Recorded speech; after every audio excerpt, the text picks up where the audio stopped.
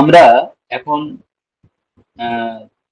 Projection orthographic projection of lines এর যে 4টি প্রবলেম রয়েছে সেগুলো দুটি আলাদা আলাদা ভিডিওতে ডিসকাস করব।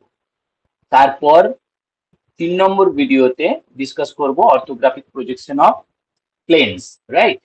তো এখন প্রথমে দেখে নিচ্ছি অর্থোগ্রাফিক প্রজেকশন অফ লাইনস এর প্রথম প্রবলেমটি। এই ভিডিওতে প্রথম দুটি প্রবলেম আমরা ডিসকাস করব। তো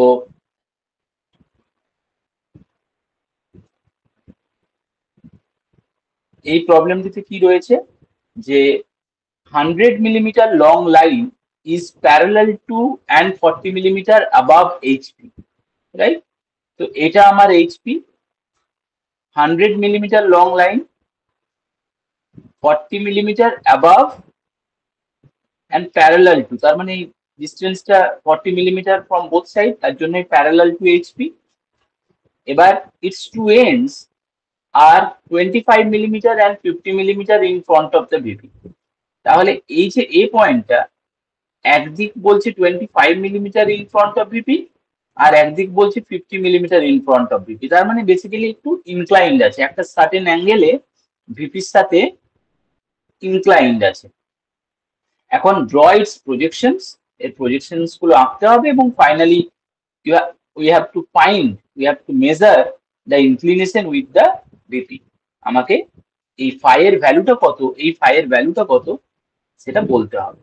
তো এখন এই সলিউশনটা করব কিভাবে? তো এখন এই যে পার্টিকুলার পয়েন্ট ক্যাপিটাল লেটারে এ যেটা রয়েছে সেই পয়েন্টটার তাহলে লোকেশন কি? লোকেশন হচ্ছে 25 millimetre in front of VP and 40 millimetre above HP. তো তাহলে ফ্রন্ট ভিউতে এই ডিস্টেন্সটা হয়ে যাবে 40 মিলিমিটার। তাহলে 40 মিলিমিটার ডিস্টেন্সে এ ড্যাশ এই পয়েন্টটা নেব ফ্রন্ট ভিউতে, আর 25 মিলিমিটার রেফারেন্স লাইন থেকে দূরে এ পয়েন্টটাকে নেব। তাহলে এই দুটো পয়েন্ট আমরা এখন পেয়ে গেলাম, রাইট? এবার যেহেতু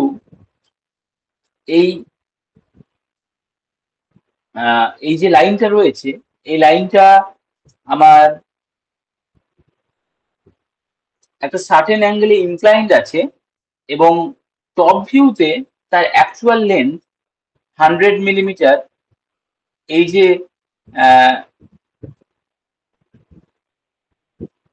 প্রজেকশনটা টপ ভিউতে এই যে 100 মিলিমিটার প্রজেকশনটা, এটা তো আমরা ট্রু লেন্থ পাবো। তাহলে 100 মিলিমিটার এই ভ্যালুটা, এই লেন্থটা 100 মিলিমিটার হবে এই লেন্থটা, কিন্তু এই লেন্থটা কত অ্যাঙ্গেলে ড্র করব এখন কিন্তু আমরা জানি না। তাহলে আমি একটা কি করতে পারি, এখন এখান থেকে একটা 100 মিলিমিটার লেন্থের আর্ক ড্র করতে পারি, একটা 100 মিলিমিটার লেন্থের আর্ক ড্র করতে পারি, রাইট? এবার 40 মিলিমিটার হাইটের এখানে যে লেন্থটা আছে হরাইজন্টাল পজিশনে, আমরা এখান থেকে একটা প্যারালাল লাইনও ড্র করতে পারি, রেফারেন্স লাইনের প্যারালাল।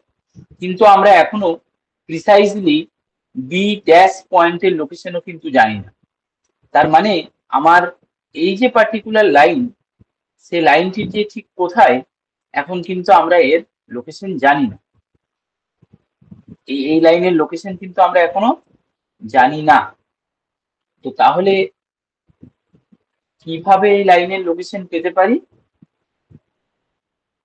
যেটা আমাদের কাছে ইনফরমেশন রয়েছে সেটা হচ্ছে যে আরেকটা বি পয়েন্ট, যে আরেকটা কর্নার, সেই কর্নারটি ভার্টিক্যাল প্লেন থেকে 50 মিলিমিটার অ্যাওয়েতে রয়েছে।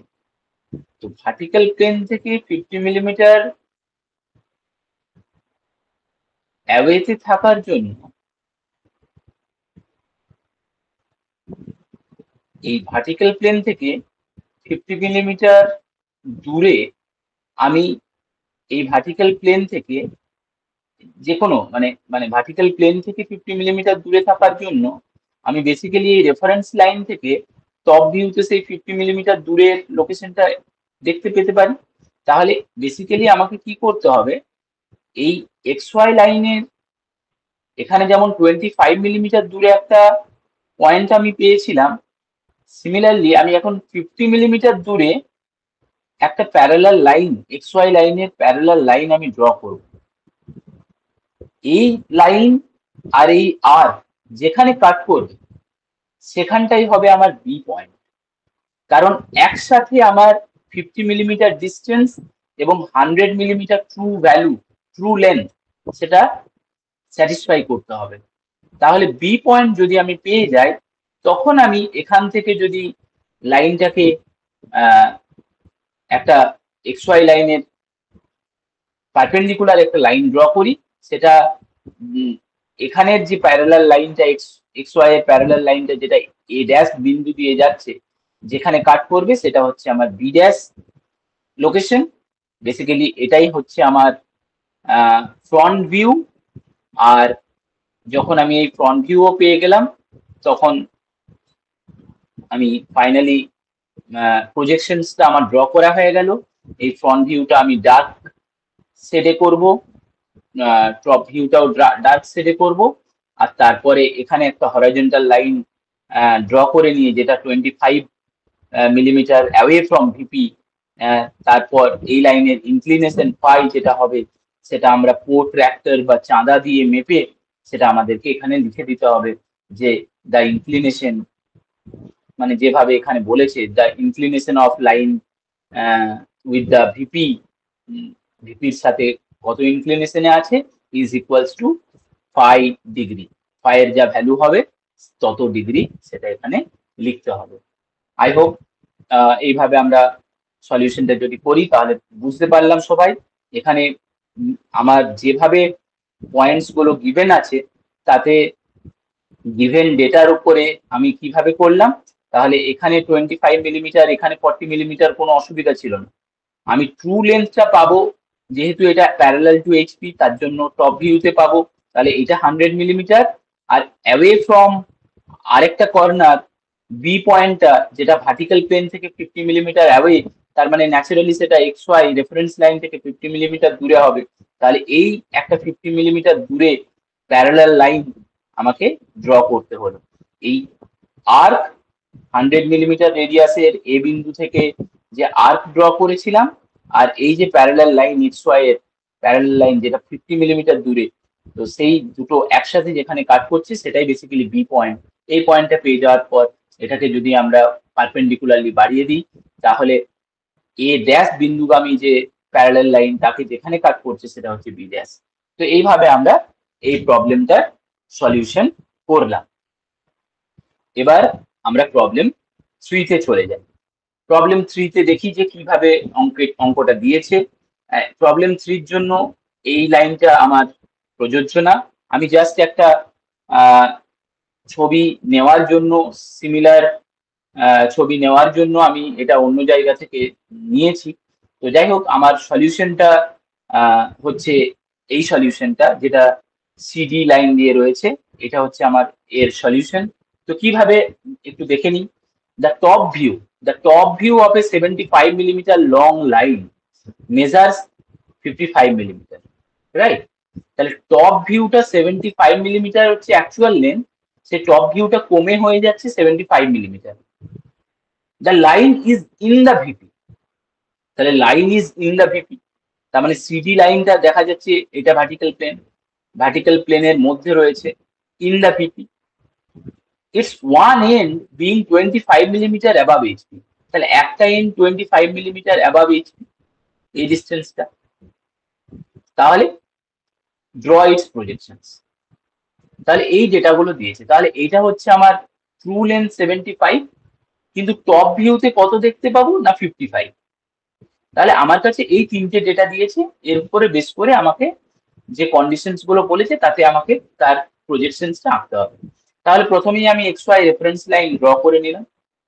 X Y reference line draw করে নেওয়ার পর, যেহেতু এটা লাইনটা ইন দা ভিপি, তাহলে ন্যাচারালি তার টপ ভিউটা হবে হচ্ছে এক্স ওয়াই লাইনের ওপরেই, আর ফ্রন্ট ভিউটা হবে তার ট্রু লেন্থটা যেখানে পাবো। তো যাই হোক, আমি কিভাবে অঙ্কটা করব, প্রথমেই আমি X Y reference line draw করে নিয়েছি, রাইট? এবার যে কোনো একটা পয়েন্ট থেকে এক্স ওয়াই এর ওপর থেকে আমি 25 মিলিমিটার আপ গিয়ে আমি সি ড্যাশ পয়েন্ট পেয়ে গেছি, সি ড্যাশ পেয়ে যাব, আমি সি বিন্দুও পেয়ে গেছি। আমাকে বলে দিয়েছে এর টপ ভিউটা হচ্ছে 55 মিলিমিটার, তাহলে ন্যাচারালি আমি এখান থেকে 55 মিলিমিটারের এই সিডি লাইনটা পেয়ে যাচ্ছি, আমার কোনো অসুবিধা নেই এতে। আমি ডি পয়েন্টটা যেহেতু পেয়ে গেছি, আমি ডি পয়েন্ট থেকে একটা প্রজেক্টর লাইন, লম্বা প্রজেক্টর লাইন ড্র করে নিতে পারি। আমি কিন্তু এখনো ডি ড্যাশ পয়েন্টটা পাইনি, একটা লম্বা লাইন পেয়ে গেছি। এবার যেহেতু এটা ইন দা লাইনটা যেহেতু ইন দা ভিপি আছে, ভার্টিক্যাল প্লেনের মধ্যে আছে, তাহলে এর ট্রু লেন্থটা দ্যাট ইজ 75 মিলিমিটার, এটা কোথায় দেখতে পাবো? এটা ফ্রন্ট ভিউতে দেখতে পাবো। তাহলে তাহলে সি ড্যাশ পয়েন্ট থেকে 75 মিলিমিটার রেডিয়াস নিয়ে একটা যদি আর্ক ড্র করি, সেই আর্কটা যেখানে কাট করবে দ্যাট ইজ ডি ড্যাশ, এটাই হবে আমার ডি ড্যাশ বিন্দু। তাহলে ডি ড্যাশ বিন্দুটা হচ্ছে এমন একটা বিন্দু যেটা এই 55 মিলিমিটারের থেকে প্রজেক্টর লাইন যেটা উঠেছিল তার উপরে এবং 75 মিলিমিটার ট্রু লেন্থ দুটো একসাথে স্যাটিসফাই করে। তাহলে এই জন্য আমরা ডি ড্যাশ বিন্দুটা পেয়ে গেলাম। তো এইভাবে আমরা, তাহলে এইটাকে তারপরে আমি ডার্ক করে দেবো একটু, কারণ এটা হচ্ছে আমার ফাইনালি ফ্রন্ট ভিউ যেটা 75 মিলিমিটার লেন্থ, আর এটা হচ্ছে আমার টপ ভিউ। এখানে আর ইনক্লিনেশন বের করতে বলেনি, তাই আমি এখানে ইনক্লিনেশনের ভ্যালুও লিখবো না। তো আশা করি প্রবলেম নাম্বার 2 এবং 3 এই দুটো প্রবলেম আমরা বুঝতে পেরেছি। এবার আমরা এই দুটো প্রবলেম আমরা বুঝতে পারলাম, ডিসকাস করলাম। এরপরে এই দুটো প্রবলেমও লাইনের উপরে, যদিও তাদের হিন্ট দেওয়া রয়েছে, সেগুলো আমরা দেখব।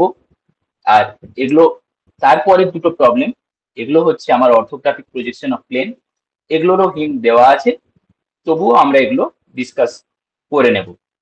এই ভিডিওতে এই পর্যন্তই।